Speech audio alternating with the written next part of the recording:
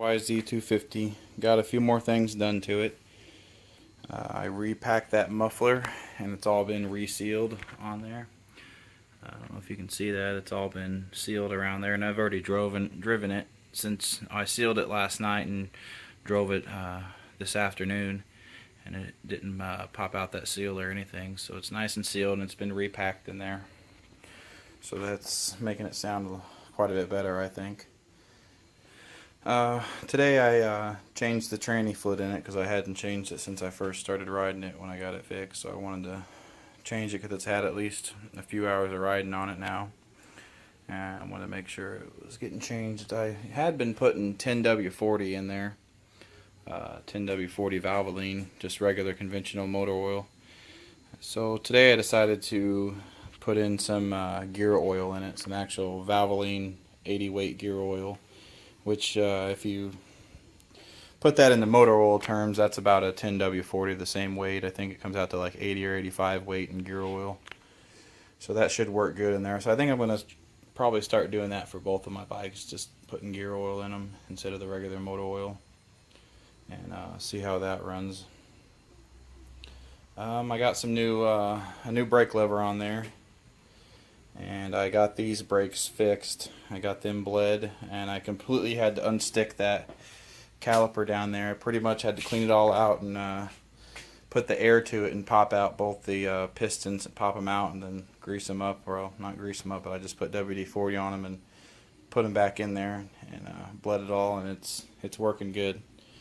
I did get a new clutch lever too, so those are brand new on both sides, the levers, and working a lot better now, now that I can have front brakes. So I'm still having a leak.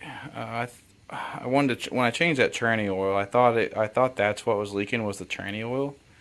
And also, I don't know if you can see here, I think possibly there's some water getting into there out of the water pump, because that's the same problem I had on that bike. I had water getting into there, but I remember when I did that, it was a little bit more profound in the oil, you could tell, but this you just can't really tell. I mean, it does look got a hint of gray. You can tell from the black on the sides to there, and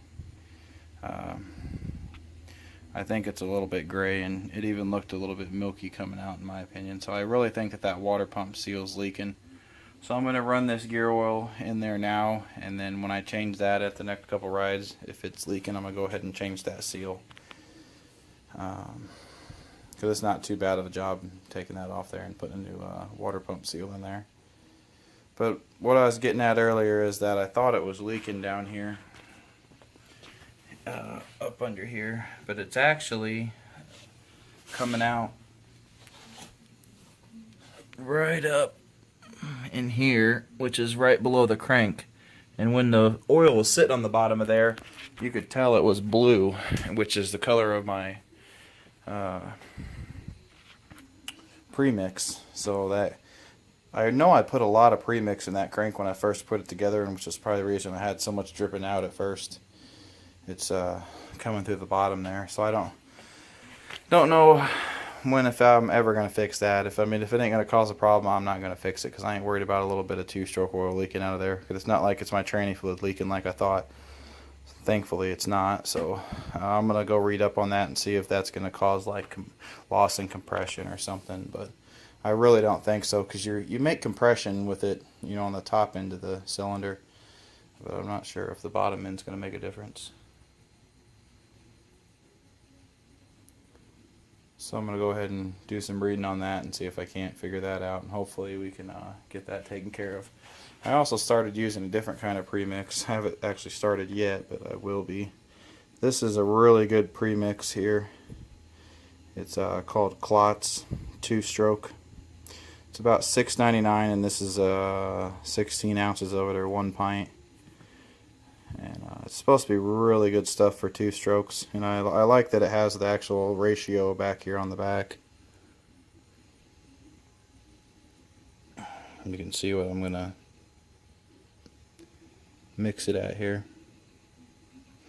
Probably right there at the 40-to-1, so that won't be too bad. And it even gives you up to 5 gallons, so if I wanted to mix a whole 5 gallons of it, I'd pretty much just dump this whole thing in there. So pretty easy, but I think it'll be a lot better, and even got a bunch of stickers with it. I bought 2 of them there, so I even got a couple of those small stickers, and these are like front fender stickers up here, so those might go on the KX, or I might save them. I don't know what I'll do with them yet, but I thought that was pretty cool. So a lot of changes. Running some gear oil, going to change my premix oil. Hopefully that premix leaking out of the bottom of that crank ain't going to be too big a deal. So I went ahead and tightened the bolt on there and put my oil in there. I just used this and put 750 milliliters in there for the gear oil, and just pretty much let it drain. It's all drained now, but I'm going to go ahead and let it just finish draining overnight, because I ain't got nothing to do with it right now anyway. So I just put the cap on it so no dust will get in there. You can see it's just sitting in there now. So other than that, hopefully going to find out whether this has water in it or not. I just can't tell. I mean, it does look gray, but I mean, it looks like almost just to use the oil. But when it first came out is when I really thought that it had water in it. And I really hadn't mixed that up any sitting in there. I just pretty much moved it from the floor up into the light more so I could see it better. So, other than that, YZ250 is pretty well ready to ride and have lots of fun on. So, the KX is definitely going to need some work here. It's been leaking for a while, and I was talking about the water pump I replaced on it. Well, this seal here is leaking, and I really think it's got a lot to do with the case, because I did have to buy a new water pump outside, this outside piece here. That's a new one, and because it was all mangled from hitting a rock on the bottom. I think the inside's mangled just enough that it's not ever going to seal, so I'm always getting a little bit of coolant dripping out of that.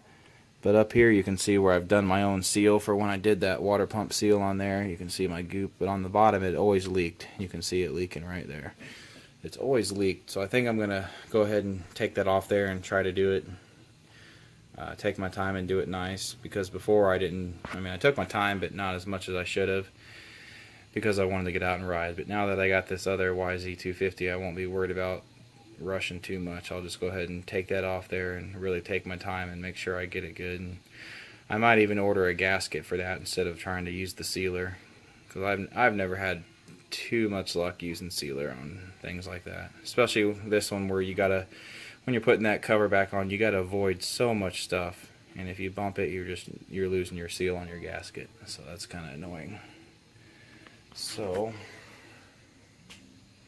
other than that, it's kind of where I'm at on things. Just going slowly but surely.